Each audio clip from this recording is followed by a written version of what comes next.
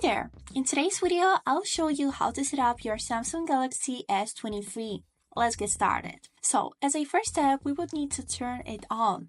For that, we would need to hold this power button on the right edge of your phone for a few seconds until you will see the Samsung logo appear on the screen. So, let's do it. And as you can see, the Samsung logo has appeared. If you are holding this button but you can't see anything on the screen, that means that your phone is discharged and it would need to be charged before getting set up. Now let's wait a little while. So as a next step, we can see here some welcoming messages and also a blue button which says start in different languages. So we would need to click on this blue button and as a next step, choose the language that you would like to use your phone in future. So after this, we can click next. And here we would need to agree to some privacy policy and also agree to the end user license agreement. This one is necessary.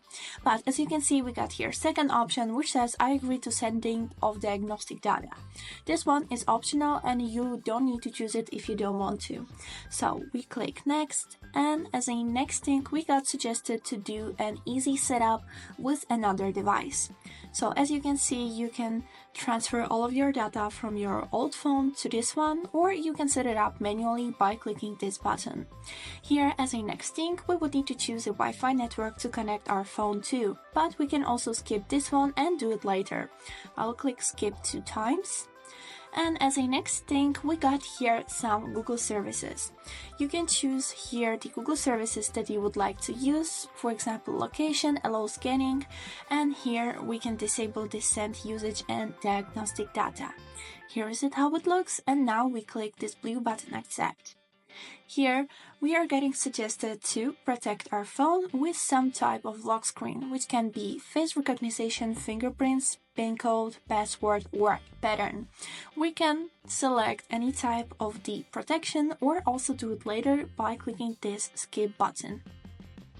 Here we would need to see some of the Samsung service permissions. You can see them right here and also read the description and agree to the one that you would like to use.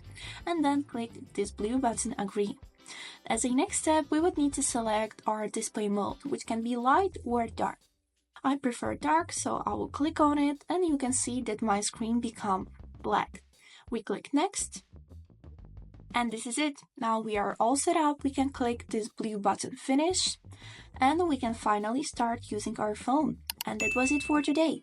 I hope this video was helpful for you and thank you so much for watching.